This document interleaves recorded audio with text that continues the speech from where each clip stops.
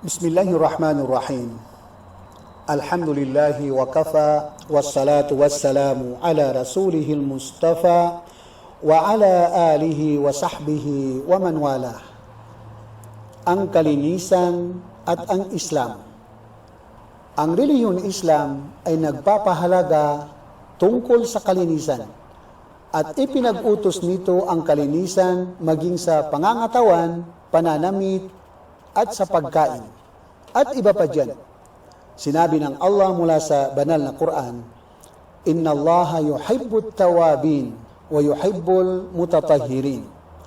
Katotohanan, ang Allah ay nagmamahal sa mga taong nagbabalik loob sa Kanya at nagsisisi, at nagmamahal sa mga taong nagpapadalisay ng kanilang mga sarili.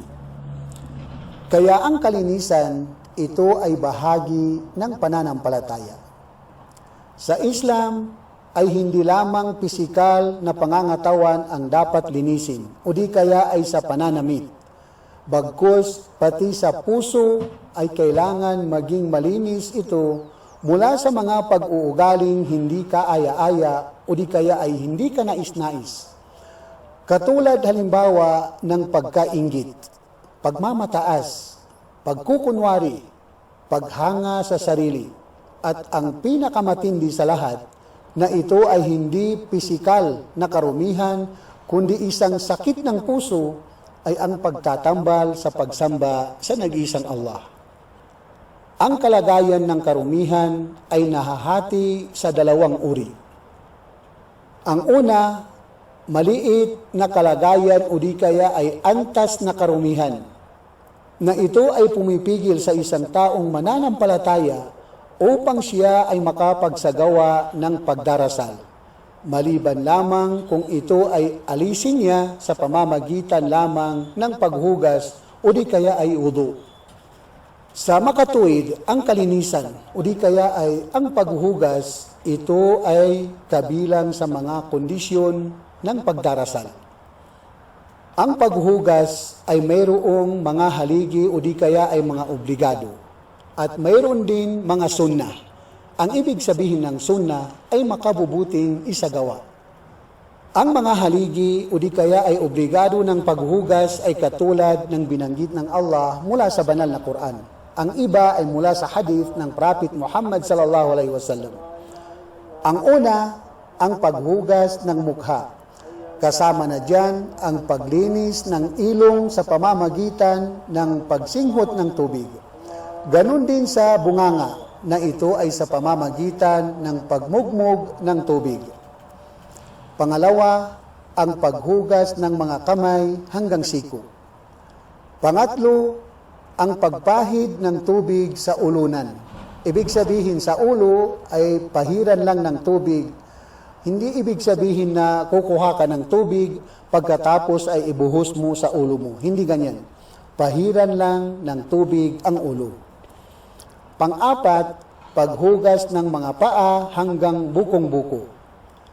Panglima, ang pagkakasunod-sunod ng mga parte ng katawan na hinuhugasan.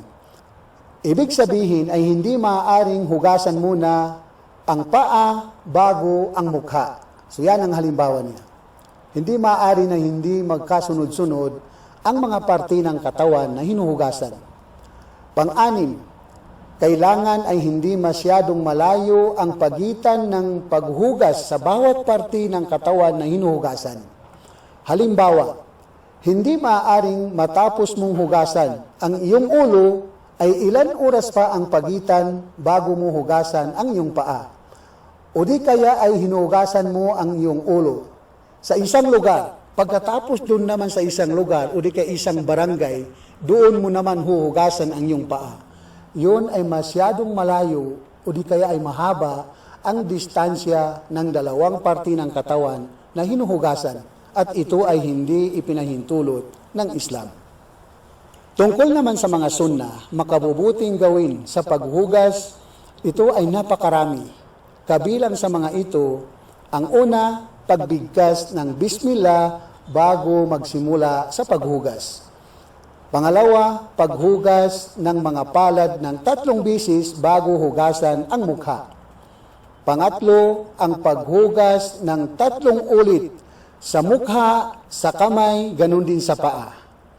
At iba pa dyan na mga sunna o di kaya ay makabubuting isagawa sa oras ng paghugas. Ano ang mga kabuluhan o di kaya ay benepisyo ng paghuhugas?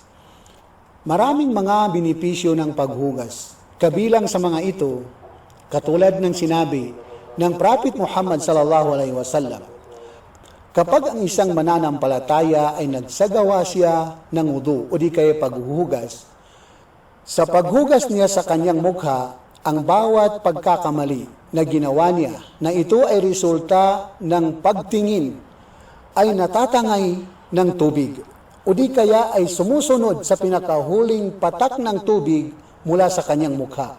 Mapapatawad ang kanyang kasalanan sa pamamagitan ng pagtingin. At sa paghugas naman niya sa kanyang mga kamay, ang bawat pagkakamali na ginawa ng kanyang kamay ay natatangay ng tubig o di kaya ay sumasama ito sa pinakahuling patak ng tubig mula sa kanyang kamay.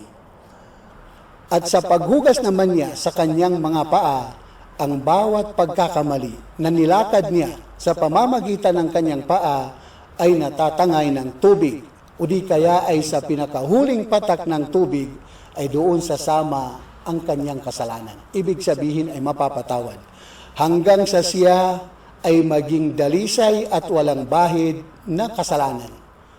Ibig sabihin ay mapapatawad ang kanyang mga kasalanan. Ang hadith na ito ay isinalaysay ni Muslim. Pangalawang uri ng mga karumihan ay yaong malaking kalagayan o di kaya ay antas ng karumihan, na ito ay nangangailangan ng pagsasagawa ng ganap na pagpapaligo ng buong katawan.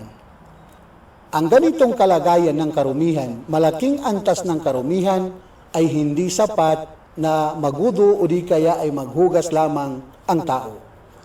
Ano ba itong antas ng mga karumihan?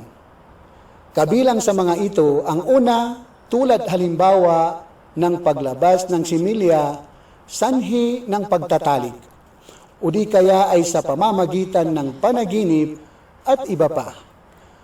Pangalawa, ang pagkakaroon ng buwan ng dalaw o di kaya rigla ng mga kababaihan. Pangatlo, ang pagdurugo ng mga kababaihan sanhi ng panganganak at iba pa dyan. Ang pangunahing ginagamit sa paglilinis ay tubig. Subalit, kung walang tubig, ay maaaring isagawa ang paglilinis sa pamamagitan ng malinis na lupa o di kaya ay buhangin. Ito yung tinatawag sa Arabic na tayammum. Paano magtayammum? Ito ang pamamaraan ng tayammum. Ang malumanay na pagdadampi ng iyong mga palad sa malinis na lupa o di kaya buhangin. Pagkatapos ay ipahid ito sa inyong mga mukha at sa mga kamay. Sa kamay ay hindi hanggang siko. Ito ay sa kamay lamang, sa pupulsuhan ng kamay lamang, ipahid ang mga palad. Itong pagsasagawa ng tayammum, ito ay iniutos ng Allah sa kapanahunan ni Prophet Muhammad sallallahu alaihi wasallam at ito ay hindi iniatas sa mga naunang propeta. Katulad ng sinabi ng Prophet Muhammad sallallahu alaihi wasallam, mayroon 5 bagay na ipinagkaloob ng Allah sa akin na ito ay hindi niya ipinagkaloob sa ibang mga sugo o di kaya mga propeta. Kabilang sa 5 bagay na ito, sabi ng propeta, ay ipinahintulot sa akin at sa aking mga umma na ang kalupaan ay maaari silang magdasal dito kahit saan sa mga malilinis na lugar. At maaari pang gawin panglinis, pangdalisay ang kalupaan. Kabilang na dyan ang pagtatayammum.